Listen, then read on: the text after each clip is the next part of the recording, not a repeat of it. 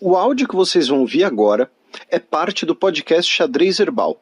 Caso vocês queiram ouvir mais sobre esse assunto e outros temas de política internacional, é só ir em xadrezherbal.com. Sem mais delongas, passemos para o primeiro bloco do Giro de Notícias. 3 notícias da terça-feira passada, dia 16 de julho. Roberta Metsola é reeleita presidente do Parlamento Europeu. Então, meu caro Matias, a senhora Metsola, né? Felizmente ela não é zagueira, né? Já que com esse nome ela seria expulsa do jogo, piada horrível à parte. Ela foi reeleita com a maioria dos votos, ela que também é do bloco, né? Do bloco conservador. Assim como a Ursula von der Leyen, o partido original dela é um partido democrata cristão, ela que é de Malta, né, uma maltesa, então foi reconduzida ao cargo com 562 votos dos 623 parlamentares presentes. O mandato dela será de 2 anos e meio. Também em relação às instituições da União Europeia, a Ursula von der Leyen foi aprovada hoje, quinta-feira, dia 18, estamos gravando na quinta-feira, né, para seu novo mandato de 5 anos à frente da Comissão Europeia, né, o braço executivo da União Europeia, como previsto. Né? A gente comentou isso logo depois das eleições do Europarlamento, ali que o bloco, né, a aliança entre o bloco do centro-direita, o bloco do centro-esquerda, o bloco liberal, provavelmente seria mantido. Também essa semana, também nesse assunto, a Kaja Kallas renunciou ao cargo de primeira-ministra da Estônia para assumir o comando da política externa da União Europeia. E o seu designado como substituto é o Kristen Michel, tá? Que era ministro do Clima. Tá? Ele também foi ministro da Economia e ministro da Justiça. Ele que é parlamentar desde 2004. Ele tem 49 anos de idade apenas. Então, assim, ele basicamente a vida inteira teve uma carreira política e ele foi designado, então, agora para formar um novo governo. E agora, sem relação com as eleições europeias, mas ainda com a União Europeia, né, o Orbán, que está ocupando ali a presidência rotativa, né, do Conselho Europeu, né, que reúne os 27 líderes dos governos que formam a União Europeia, e é um cargo muitas vezes mais simbólico do que com poderes na prática, né? Mas o Orbán, a gente falou semana passada e retrasada também, ele se encontrou na sequência com Zelensky, Putin, Xi e Trump. Tá? Ele se encontrou com o Donald Trump na Flórida no último final de semana e ele disse que o Trump tem planos detalhados e bem fundamentados para encerrar a guerra na Ucrânia. E obviamente a gente vai falar bastante do Trump nesse programa, incluindo o fato de que ele escolheu como vice, né, o J.D. Vance, que é um cara que já falou abertamente que a Ucrânia precisa ceder territórios, né, para o fim da guerra. Tá? Ele já falou claramente que não faz sentido mandar bilhões de dólares para a Ucrânia tem que perder territórios e ponto final. E a repercussão disso tudo dentro da União Europeia acabou sendo um pouco negativa, com diversos líderes afirmando ou deixando vazar que vão boicotar encontros informais com Orbán enquanto ele estiver na presidência rotativa, tá? Então, obviamente, nos eventos oficiais estarão presentes. Porém, nos encontros ali informais, ele não vai se encontrar, tá? Não vão se encontrar. Né? Então vai ocorrer esse pequeno boicote, afirmando que ele realizou essas viagens sem consultar, sem delinear com outras lideranças europeias. Nesse tour dele, inclusive, entre Rússia e China, ele passou pelo Azerbaijão. Lembrando que o governo húngaro, a ditadura do Azerbaijão, tem boas relações, né? Vídeo o caso Ramil Safarov e tudo mais. Então não sei o que isso pode significar ali para o Cáucaso do Sul. E então teve esse anúncio desse boicote. E o primeiro-ministro da Tchequia, o Peter Fiala, foi mais direto. Ele disse que Orbán está agindo de maneiras erradas, que não deveria ter se encontrado com Putin e que essa viagem não atende aos interesses da Europa, mas apenas aos interesses de Vladimir Putin. Presidente de Ruanda desde 2000, Paul Kagame é eleito com 99% dos votos. Então, meu caro Matias, a gente sempre tira sarro dessas eleições, fala que os caras vão ser eleitos com 200% dos votos e tal. Mas, assim, podiam disfarçar um pouco melhor, né? Assim, o Paul Kagame foi eleito com 99% dos votos, são 9 milhões de eleitores. Desses 9 milhões, 7 milhões e 160 mil foram votar. E desses 7 milhões votaram nele, tá? Então, assim, 38 mil votaram no coitado aí do Frank Habineza, que é o fundador do Partido Verde de Ruanda. Então, assim, sabe, como eu falei, podiam disfarçar um pouco melhor. A gente pode até... Isso que o mandato é de 7 anos. Isso, ele tá no cargo desde 2000, manobrou a Constituição para não ter o limite lá de 2 mandatos, né, para zerar a conta. Então, assim, é claro que é importante mencionar, o Paul Kagame, ele tem prestígio popular, especialmente pelo seu papel na década de 1990, contra o genocídio, né? Ele que é um Tutsi, né? E lutou contra, né, o genocídio dos Tutsis pelos Hutus. Mas, assim, o governo dele é um governo cada vez mais autoritário, já tem décadas. Ruanda tem um crescimento econômico, sim, mas ao mesmo tempo também tem diversas denúncias de corrupção. Então, o que eu estou querendo dizer é que tem pessoas que idolatram, que admiram, que gostam do Paul Kagame, tem. Que ele possivelmente poderia ser reeleito, inclusive, tem. Mas 99% dos votos é tirar com a cara das pessoas, sabe? É basicamente isso. Mas então tá aí, Paul Kagame reeleito para, como o Matias lembrou, em um mandato novo de 7 anos, o seu 5º mandato consecutivo. A eleição que ele teve o menor percentual de votos foi em 2010, no qual ele teve só 93,08%. Aquele ano foi um ano difícil para a imagem dele. E outras 2 notícias africanas, meu caro Matias. A primeira delas é que o ministro da Justiça burkinês, né, de Burkina Faso, o Edasso Rodrigue Bayala, emitiu um comunicado afirmando que o Código da Família do país proíbe e pune por lei a homossexualidade e práticas relacionadas, tá?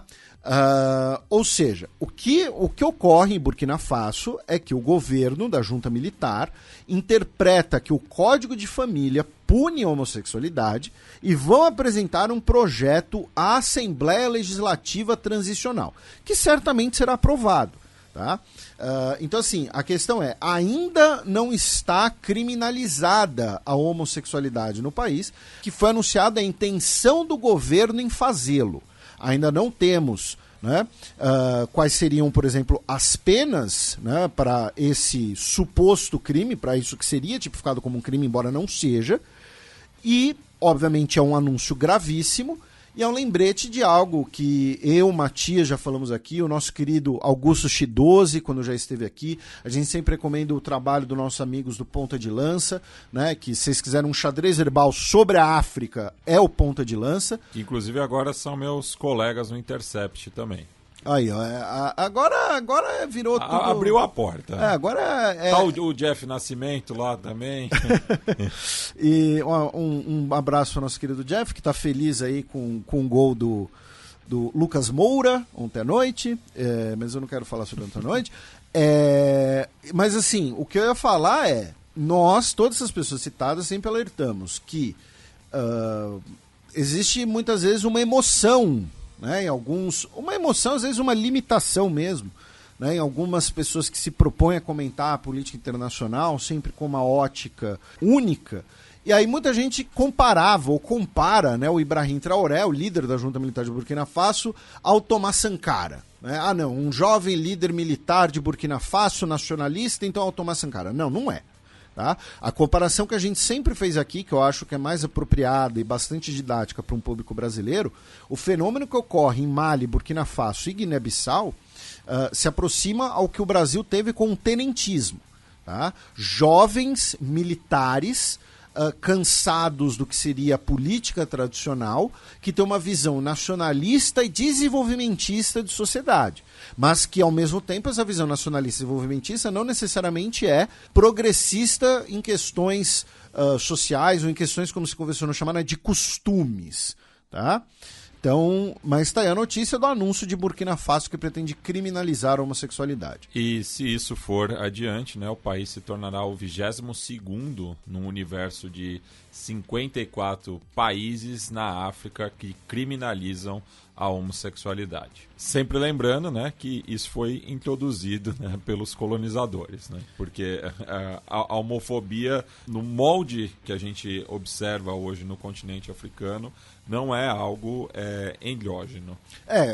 Quando você diz isso foi introduzido, a criminalização da homossexualidade, né? Não a homossexualidade em si. Não, e a homofobia, né? Sim. Porque, enfim, também não dá para dizer que não existia a homofobia, mas a forma de criminalização, isso sim é uma herança colonial. Inclusive no caso de Uganda, salvo engano, a lei, ou foi Uganda ou foi Tanzânia, em que era basicamente o Código Penal colonial, né, que foi reintroduzido. Exatamente. Os britânicos, por exemplo, que famosamente, né, uma das mais famosas vítimas, melhor dizendo, da política institucionalmente homofóbica britânica foi o Alan Turing. Sim. Né? E isso foi revogado, no final do século passado. Isso. E, finalmente, notícia de hoje sobre a Nigéria. O governo nigeriano chegou num acordo com as frentes sindicais do país, né, que estavam realizando manifestações e greves para um novo salário mínimo. Tá? Então, o novo salário mínimo na Nigéria será de 70 mil nairas. Como sempre, um abraço a todos os nossos ouvintes chamadas nairas. Isso significa mais ou menos $43. Ou seja, o novo salário mínimo nigeriano, corrigido, será de menos de R$300. Tá? Então, isso significa um aumento de 8 mil nairas em relação à proposta inicial do governo, embora algumas lideranças sindicais afirmem que ainda é um valor muito baixo. Tribunal condena ex-líder do Kosovo a 18 anos de prisão por crimes de guerra. O Peter Şala foi condenado, né, como o Matias comentou, a 18 anos de cana por crimes de guerra, incluindo o uso de tortura e assassinato contra pessoas que foram detidas de forma arbitrária pelo grupo que ele integrava e chegou a liderar, né, o Exército de Libertação do Kosovo. Tá? Ele que era conhecido como Comandante Lobo também. A defesa dele alegava que ele não estava presente quando esses crimes foram cometidos, porém, os juízes declararam que não havia dúvida de que ele, como comandante do grupo e uma pessoa de autoridade, foi responsável por delinear e ordenar esses procedimentos, mesmo que não fosse presente fisicamente. Isso aqui é um lembrete interessante, né? Ainda mais em épocas em que se discute muito sobre crimes de guerra, sobre crimes contra a humanidade, né? Que são duas coisas. A primeira é, se você der uma ordem para alguém, né? Uma ordem de, olha só, tortura aquela pessoa, sai da sala, fecha a porta e vai jogar futebol, eu não estava presente, eu não fiz nada. Você ainda é responsável, porque você delineou aquela política. E o cara que está dentro da sala e que torturou, ele não pode falar, não, eu só cumpri ordens, eu não tenho responsabilidade. Você tem dois criminosos numa situação como essa, tá? Isso é um parâmetro muito antigo, tá? Já utilizado no direito internacional. Né? E que foi consagrado especialmente em Nuremberg, pós-Segunda Guerra Mundial, mas que já existia, que é a ideia do, se a ordem foi criminosa, ao cumpri-la, você se torna um criminoso também, não exime você de culpa.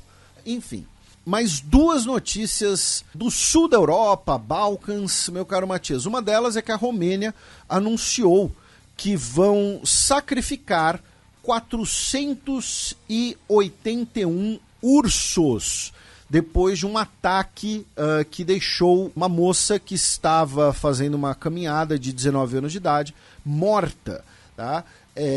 Ano passado foram sacrificados 220 animais, esse ano o número será mais que o dobro, afirmando que teria uma superpopulação, tá, da população dos ursos, dos cárpatos, tá? Já que eles são protegidos. Então não faz sentido nenhum. Não, temos que proteger os ursos. Mas os ursos estão fazendo filhote demais, então temos que sacrificar alguns deles, né? Então, assim, acho que muito provável que, em vez de você falar em superpopulação dos ursos, muito provavelmente tem pessoas entrando, né? Ou comunidades pressionando o habitat natural deles, né? Que é o que costuma acontecer, na verdade, né? O urso tá lá de boa. Inclusive, a Romênia tem a maior população de ursos da União Europeia. São cerca de 8 mil ursos pardos, tá? Ursos marrons, melhor dizendo. Mas enfim. Que não seria o grizzly, né? Exatamente. É o brown bear em inglês. Que é o do símbolo do Atlético de Madrid. E é uma ótima comparação que você fez, porque assim, a Romênia tem o maior número de ursos, porque a Romênia tem a área protegida na Montanha dos Cárpatos. Berlim tem como urso, um símbolo um urso, Madrid Berna tem como símbolo, mas você não vê ursos mais lá. Por quê? Por que será? Eles migraram para a Romênia agora? Porque o Juan Carlos I matou todos. Então, assim, teve esse anúncio e, obviamente, já está dando muita polêmica. E, claro, o avanço contra o habitat dos ursos leva, inclusive, por exemplo, a esses contatos com seres humanos. Então, já teve muita gente apoiando a lei, né, nas redes sociais na Romênia, né, no Twitter e tal, postando fotos do tipo dos ursos revirando as latas de lixo, essas coisas. Mas, enfim. E a outra notícia é que a polícia fiscal da Itália libertou 33 trabalhadores indianos de uma fazenda que estavam em condições análogas à escravidão na região norte, perto de Verona, e também prenderam 2 cidadãos indianos, que seriam os coiotes, digamos assim, né, os responsáveis ali pelo esquema de tráfico, e apreenderam 500 mil euros, tá, com os 2 criminosos indianos. E eles trabalhavam numa fazenda, tá, como mencionei, perto de Verona. Segundo as autoridades italianas, desde 2018, foram 32 mil incidentes de trabalhadores em situação análoga à escravidão no país, a maioria delas indianos. Notícia desta quarta-feira, dia 17 de julho. Acordo entre Rússia e Ucrânia liberta 190 prisioneiros. Tivemos mais um acordo, né, de libertação de prisioneiros, 95 militares de cada lado, e mais uma troca intermediada pelos Emirados Árabes Unidos. Então, assim, todas as últimas trocas de prisioneiros que nós tivemos, que eu me lembre, foram intermediadas por países árabes, né, ou pelos Emirados Árabes Unidos, teve uma pelo Catar, salvo engano. Então é um fenômeno curioso e que mostra como é muito complicado, está muito difícil você ter algum país se projetando como um interlocutor entre Rússia e Ucrânia, que tenha tanto poder de barganha concreto na situação e tenha credibilidade em relação aos dois países, né? E parte dessa credibilidade ela vem muitas vezes do fato do país intermediário não ter uma relação intensa ou uma relação de, não vou dizer dependência, né, mas uma relação muito forte comercial com algum deles, né? Então, por exemplo, Índia e Brasil são países que dificilmente conseguiriam ter esse papel, porque são países que transacionam muito combustível ou fertilizantes, também no caso do Brasil, com a Rússia, né? Então, mas aí é uma coisa que os Emirados Árabes Unidos não precisam comprar petróleo da Rússia, né? Os Emirados Árabes Unidos não precisam comprar combustível da Rússia. Então, é uma situação interessante de ficar de olho. Em outras notícias ligadas direta ou indiretamente à guerra na Ucrânia, meu caro Matias, a OTAN, no posterior da última cúpula em Washington, anunciou um centro de coordenação de assistência que será estabelecido em Wiesbaden, na Alemanha, que é uma cidade conhecida pelos spas ali, é uma cidade, né, uma cidade para as pessoas fazerem retiros, enfim, e será um centro de comando para coordenar as ajudas militares à Ucrânia. Ao mesmo tempo, tá, a Alemanha anunciou que vai cortar pela metade a sua ajuda militar direta à Ucrânia para 2025. E aí, muita gente vai compartilhar essa notícia e vai só ver a manchete, vai falar, olha só, a Alemanha está abandonando a Ucrânia, a Alemanha não entra nessa guerra de verdade. E outros vão dizer, olha só, viu, a Alemanha sabe que a Rússia vai ganhar, então a Alemanha está pulando fora porque é esperta, né? Os 100% para a Ucrânia vão ler da primeira maneira, os 100% para a Rússia vão ler da segunda. Mas o que a Alemanha está fazendo, na verdade, é pressionar pelo uso do dinheiro russo congelado, tá, para a ajuda militar à Ucrânia. Lembrando, a mais recente cúpula da OTAN, e antes disso a própria União Europeia, anunciaram que as divisas, os dividendos desse dinheiro congelado serão enviados para a Ucrânia, mas o dinheiro congelado vai ficar lá. O que a Alemanha está pressionando é para o confisco do dinheiro congelado russo, dos investimentos congelados russos, e o repasse desse dinheiro que será então confiscado para a Ucrânia.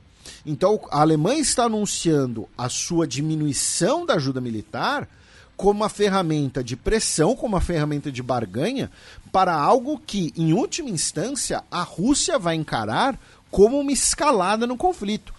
Então, é o contrário de, estão abandonando a Ucrânia. Estão pressionando ainda mais. É interessante. Duas notícias envolvendo os países bálticos, tá? Uma delas é que os 3 países bálticos, no conjunto, né, oficializaram essa semana que notificaram Rússia e Belarus que vão sair do grid de energia elétrica conjunto, né? Vamos recapitular aqui rapidamente. Todos esses países tinham a mesma rede de abastecimento de energia elétrica, herança da União Soviética. A infraestrutura era a mesma. Em 2023, tá, pouco depois da invasão da Ucrânia pela Rússia, no início de 2023, os 3 países bálticos falaram, vamos sair e vamos nos integrar ao circuito, tá, ao grid de energia elétrica da União Europeia. E aí, agora, notificaram Rússia e Belarus que vão sair do acordo lá do início dos anos 2000, 2001, que mantinha a infraestrutura comum. Então agora, a Estônia será ligada à energia elétrica da Letônia, que por sua vez vai se ligar com a da Lituânia, que por sua vez vai se ligar ao restante da União Europeia via Polônia, tá? Então, nesse tempo, foi um tempo para quê? Para você eventualmente construir e adaptar essa rede de energia elétrica. Tenho certeza que devem ter questões técnicas, que nem eu nem o Matias dominamos, nem a maioria dos jornalistas, sobre voltagem, sobre, sei lá, o tipo do cabo utilizado, alguma coisa assim, tá?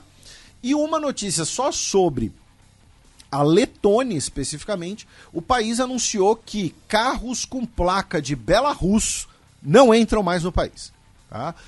Afirmando que carros com placa de Belarus estavam sendo utilizados em esquemas de tráfico de pessoas para trazer refugiados e imigrantes para o país. E, finalmente, o primeiro-ministro da Austrália, o Anthony Albanese, deu um chega para lá na embaixada russa na Austrália. Tá? A manchete do Guardian fala em back off, porque a embaixada russa disse que o governo australiano está alimentando a russofobia e a paranoia anti-Rússia depois do governo russo, do governo australiano, ter prendido 2 supostos espiões. São 2 pessoas de nacionalidade australiana, porém que nasceram na Rússia, que foram presos por supostamente tentarem acessar documentação confidencial. Passemos agora para o segundo bloco do Giro de Notícias. 3 notícias da quarta-feira, dia 17 de julho. Novo primeiro-ministro britânico se encontra com homólogo irlandês. O Keir Starmer se encontrou, né, com o Simon Harris, né, o primeiro-ministro da Irlanda. Posaram ali tomando aquela cerveja preta irlandesa típica, que não patrocina nós, então se patrocinar a gente fala alguma coisa. E a declarar, né, o Keir Starmer disse que vai revogar, né, o Legacy Act, né, que é aquele projeto que a gente comentou meses atrás, que basicamente daria impunidade, né, para crimes cometidos por pessoas que na época eram policiais ou militares no período do chamado The Troubles, né, o período de conflito na Irlanda do Norte, entre as décadas de 1960 até o Acordo de Sexta-feira Santa de 1998. Tá? Também falaram, né, de reaproximação com a União Europeia, da questão fronteiriça, né? Enfim, o Keir Starmer essa semana inclusive se encontrou com muita gente, né? E com esse discurso de o Reino Unido está de volta, né? Inclusive ele usou o termo resetar as relações exteriores do Reino Unido. O Zelensky, hoje, dia 19, já que já passou da meia-noite, vai participar de uma reunião de gabinete do Reino Unido. É o primeiro líder estrangeiro a fazê-lo desde Bill Clinton em 1997. Tá? Então, como uma sinalização, né, da manutenção de apoio, como a gente já havia antecipado. O Vaughan Gething, né, que foi o primeiro ministro-chefe de País de Gales negro, já acabou o mandato dele, já que 4 ministros renunciaram para forçá-lo a renunciar, né? Então ele passou aí como o ministro, né, o ministro-chefe de Gales, basicamente 4 meses apenas. E a renúncia veio a partir das denúncias, né, de que ele teria recebido doações irregulares na sua campanha e que ele teria procurado uma empresa, uma loja, enfim, alguma coisa do tipo, um cara, né, para deletar de maneira permanente mensagens no celular dele. Tá? Ou seja, que ele teria ali algo comprometedor, ele queria então destruir eventuais evidências. Ou então ele tinha um caso com alguém. Mas, então, ele renunciou. E, finalmente, ainda nas relações, né, entre política e futebol, né, já que o futebol está quase dando uma crise diplomática entre Argentina e França, o governo de Gibraltar e a Federação de Futebol da Inglaterra, né, a Football Association, emitiram notas condenando os cantos de comemoração dos jogadores espanhóis que venceram a Euro 2024 no último domingo, vencendo a Inglaterra por 2-1, e um dos cantos era que Gibraltar es espanhol, tá? E entre eles o Rodi estava cantando, né? E o Álvaro Morata lembrou, né, o colega, que ele joga num clube inglês. E ele falou, não me importo. Ele tá aqui na matéria do Guardian. Então tivemos esse episódio, lembrando que o Rodinei marcou 17 gols na carreira dele, o Harry Kane marcou 400, porém o Rodinei tem 20 títulos, salvo engano, enquanto o Harry Kane não tem nada.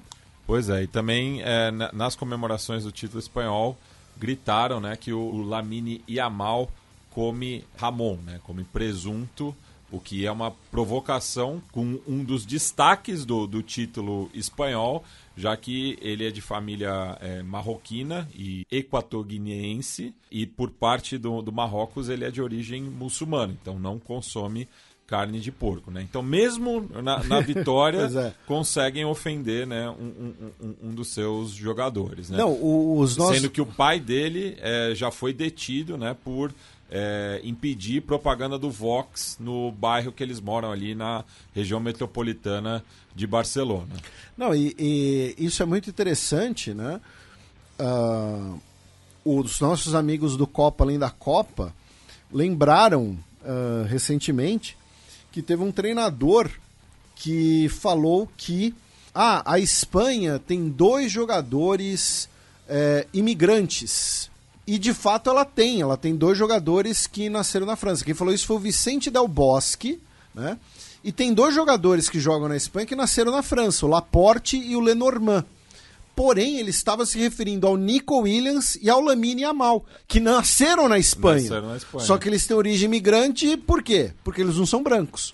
E também, né, ainda falando do título espanhol, o Miquel Oyarzabal, que é de origem basca, foi chamado de traidor na cidade natal da mãe dele, né, por ter feito o gol do título da Espanha.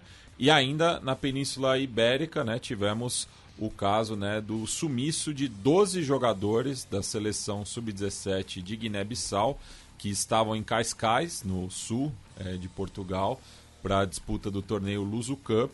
E na última rodada enfrentariam a seleção brasileira sub-17. Os dois estavam disputando o título, né? Era todos contra todos, cada um jogava 4 vezes. E eles não se apresentaram para o jogo porque não tinham um time inteiro para a disputa, perderam para o WO. E daí o presidente, né, da Federação Guineense, o Carlos Alberto Teixeira, disse que suspeita, né, de um caso de tráfico de pessoas, né, que seria uma rede que justamente iludibriou, né, esses garotos por condições melhores, né, em Portugal, provavelmente jogando futebol, porque eles estavam se destacando na competição. Então teve esse caso que ocorreu recentemente, né, no dia 13 de julho. Repressão contra protestos estudantis em Bangladesh causa 6 mortes. Infelizmente, meu caro Matias, esse número já passou para mais de 50. Tá? Nós somos, né, a gente se orgulha de falarmos de temas que normalmente só chegam na grande mídia quando o caldo termina de entornar. A gente tem falado, né, das crises em Bangladesh já tem aí alguns anos, né, e o que está acontecendo? Desde o dia 10 de julho, ocorrem diversos protestos em Bangladesh, tá, por estudantes, especialmente, e jovens, né, protestando contra o desemprego em geral. Tá? O desemprego que em Bangladesh está muito alto, especialmente entre os jovens, tá? E são mesmo os números finais, tá? São difíceis de conseguir, porque muitas pessoas que são contadas como que têm um emprego, têm na verdade um trabalho informal, alguma coisa assim, mas segundo os dados oficiais, tá, o índice de desemprego hoje em Bangladesh é de 18%, no geral. Só que quando se fala da população juvenil, esse número, da população jovem, esse número pode passar para casa dos 40%. E, além dos protestos contra o desemprego, eles também estavam protestando contra uma lei que estabelece 30%, uma cota de 30% dos empregos governamentais para famílias de pessoas que lutaram na Guerra de Independência em 1971 contra o Paquistão. Na época, Bangladesh era Paquistão Oriental. Né? É uma lei que, na época, né, foi vista como ali adequada, como uma maneira de garantir emprego para pessoas que perderam pessoas na guerra. Então, especialmente pessoas que o pai, por exemplo, era a pessoa que sustentava a casa, então você tinha que dar um jeito de garantir um emprego para alguém daquela família. Então você criou essa cota. Com o passar do tempo, entretanto, isso virou basicamente a formação de uma casta, né? Já que estamos falando da guerra em 71. Então nós já podemos falar aí em mais ou menos 2 gerações, né? Se a gente pensar que, né, habitualmente geração quer dizer um período de 25 anos. Né? Tem definições diferentes, claro, não é uma coisa exata da natureza. E aí o que aconteceu? Essa lei de cotas, ela foi revogada em 2018. Porém, a Suprema Corte reinstaurou. O governo disse que vai recorrer. Ou seja, o governo disse que quer sim recorrer dessa decisão que restabelece o sistema de cotas. Porém, os estudantes já estão desempregados, já estão numa situação difícil. E aí vem a notícia de que a Suprema Corte, né, vai reinstaurar o sistema de cotas, vieram os protestos. E por que a notícia que você leu, né, a manchete que você trouxe, Matias, é do dia 17? Né, os protestos começaram no dia 10 de julho, eles estavam pacíficos, na maioria deles, e aí no dia 17, a repressão policial levou a 6 pessoas mortas. E como a gente vê em vários países, inclusive no Brasil, a comoção em torno da repressão policial faz com que os protestos cresçam, faz com que mais pessoas se revoltem e vão para as ruas. Então, hoje, tá, ontem, né, no dia 18 de julho, nós tivemos protestos ainda maiores, uma repressão maior pelas forças policiais e também a formação de contraprotestos, tá? De integrantes de organizações, tá, que são contra os protestos, incluindo a ala estudantil do principal partido. Né? É a ala estudantil falando, não, esses estudantes aí estão protestando de forma errada. Então nós tivemos quase um confronto campal entre manifestantes e cerca de 50 pessoas que estavam manifestando, tá, foram mortas. Morreram, melhor dizendo. Tá? Seja pela repressão policial, incluindo o uso indiscriminado, né, das armas menos letais, né? Pessoas foram atropeladas, tá, por um carro, inclusive. 5 pessoas foram mortas porque policiais dispararam com munição de verdade. Além desses 53 manifestantes, 3 pessoas que estavam perto dos protestos, que não tinham nada a ver, também morreram, e um jornalista cobrindo os protestos. E vamos recapitular um pouco o que a gente tem falado sobre Bangladesh já tem alguns anos. É um país cuja economia tem crescido muito, tá? O PIB de Bangladesh tem crescido, porém, socialmente, o país continua estagnado em questões como desemprego, salário mínimo. Vamos lembrar, recentemente a gente teve uma greve geral em Bangladesh, né? Autoritarismo do governo. Vamos lembrar, o governo da Sheikh Hasina é um governo que tem se tornado cada vez mais autoritário. Ela está no poder desde 2009, já consolidou completamente seu poder, e antes foi de 96 a 2001. Ela que vem da família, né, do fundador do país, então essa ideia de que essa lei da cota acaba estabelecendo uma espécie de casta, né, e que não tem comparação com cotas raciais, tá, gente? Cota racial é uma maneira, inclusive, de indenizar um pouco que seja pela escravidão, pelos crimes da escravidão, tá? Mas então, assim, tivemos epidemia de dengue, que deixou muita gente morta em Bangladesh. Então, Bangladesh já tem uma série de problemas e esse foi, digamos assim, mais um nesse barril. E ainda na parte sul da Ásia, no subcontinente indiano, meu caro Matias, o Nepal tem um novo velho primeiro-ministro, né, com o retorno do Sharma Oli. Será a terceira passagem dele pelo cargo, ele que soma 5 anos, né, no cargo principal do país. a partir de um acordo entre, né, o partido dele, que é o Partido Comunista Marxista-Leninista, né, com o partido do Congresso Nepali, que é o partido socialista, o Partido Social-Democrata Nepalês, inspirado no Congresso Nacional Indiano. Lembrando que o outro grande partido do Congresso Nepal é o Partido Comunista Maoísta. Né? Então, é tudo uma briga entre a esquerda, para variar.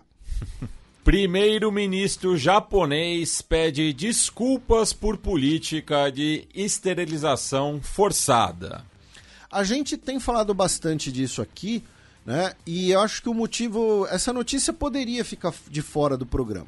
Se não fosse a notícia de que tem um deputado brasileiro querendo instaurar uma lei parecida de esterilização de pessoas que tenham alguma deficiência intelectual. Então, assim, eu já vou começar com a lei de Godwin. O nazismo começou assim. Programa T4, que era a esterilização de pessoas que eram, entre aspas, impróprias para se reproduzirem. E a gente tem comentado como, né, a política de indenização forçada de pessoas no Japão foi declarada inconstitucional, o governo vai ter que pagar indenizações e agora o primeiro-ministro oficialmente pediu desculpas por essa política perante 130 pessoas que foram forçadamente esterilizadas. No total, foram cerca de 25 mil, num período de 48 anos. Tá?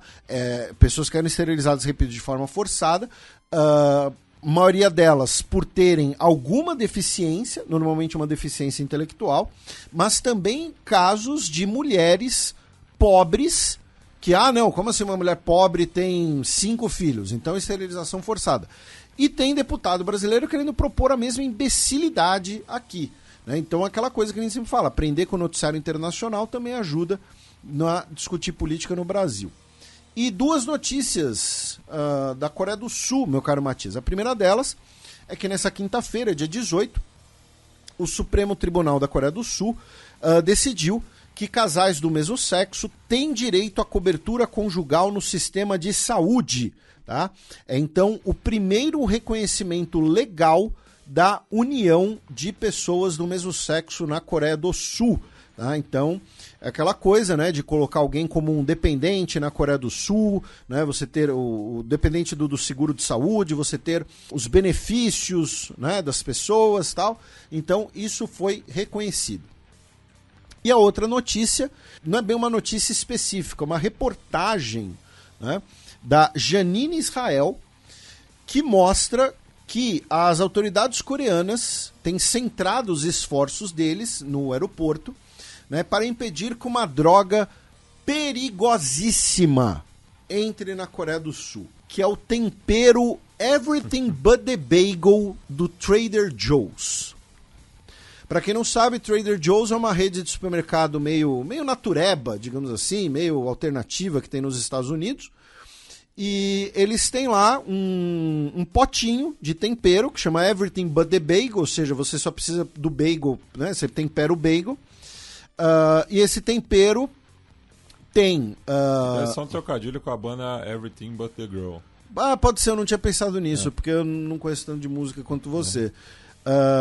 Ele tem gergelim, sal, alho desidratado, cebola desidratada e as perigosíssimas sementes de papoula. Tá? E elas são ilegais na Coreia do Sul.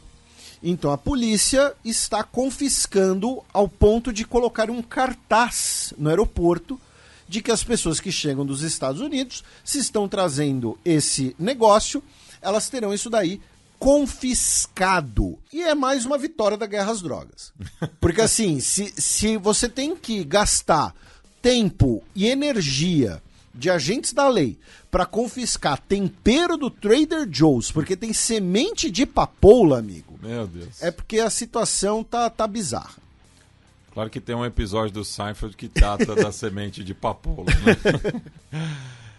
Notícia de ontem, né? Já que avançamos aí na madrugada do dia 19, então notícia de quinta-feira, dia 18. Candidata de Macron é reeleita presidente da Assembleia Nacional na França. Mas teve uma manobrinha, né? Exatamente, teve uma manobra que estão afirmando que foi inconstitucional. Teve tanto a manobra política quanto a manobra do rolê. Que é o seguinte, vamos lá, qual o fato, tá? A Yael Braun-Pivet, que era, né, candidata ao macronismo e era a presidente da Assembleia Nacional, tá? Não é a mesma coisa que o primeiro-ministro, né? O presidente é como se fosse o presidente da Câmara, tá? Ela foi reeleita, tá? Na Câmara com 220 votos, enquanto o candidato da França insubmissa, o deputado André Chassaigne, teve 207 votos, tá? E o que aconteceu? Os macronistas, né, e o candidato da Frente Nacional, né, da ultradireita, né, como diz o manual de redação de alguns jornais, ou extrema-direita, como diz a realidade, o Sébastien Chenu ficou com 141. Os macronistas fizeram uma aliança com os republicanos, que é o partido conservador de direita, que é a quarta força do parlamento. Então, a partir dessa aliança, que ambos haviam rejeitado, inclusive, ambos tinham falado, não, a gente não vai fazer aliança com eles, que isso, tal, mas ambos haviam rejeitado, nós tivemos essa eleição. Essa é a manobra política, mas até aí é do jogo. A grande questão, meu caro Matias, é que ela foi eleita por 220 votos contra 207, ou seja, 13 votos de diferença. E 17 ministros votaram, o que é irregular. Por quê? Porque o Macron aceitou a renúncia do premier Gabriel Attal na terça-feira, dia 16. Lembrando, ele ia ficar de forma interina pelas Olimpíadas, mas aceitou a renúncia logo para ter as negociações de formação de governo. Então, os ministros não foram formalmente destituídos de seus cargos. Enquanto eles são ministros, eles não podem votar na Assembleia, né? Quando tem votação importante aqui no Brasil, seja quem for o presidente, você sempre vai ver lá que, o presidente Lula, o presidente Bolsonaro, o presidente não sei quem, liberou os seus ministros para votarem na Câmara porque é uma votação apertada, uma votação importante. Então, esses 17 deputados, teoricamente, ainda eram ministros. Então, eles não poderiam votar, tá? Porque eles ainda estão formalmente empossados. Eles não foram destituídos completamente. Eles ainda estão, nem que seja do ponto de vista interino. Então, ainda vai dar pano para manga essa eleição da Assembleia Nacional.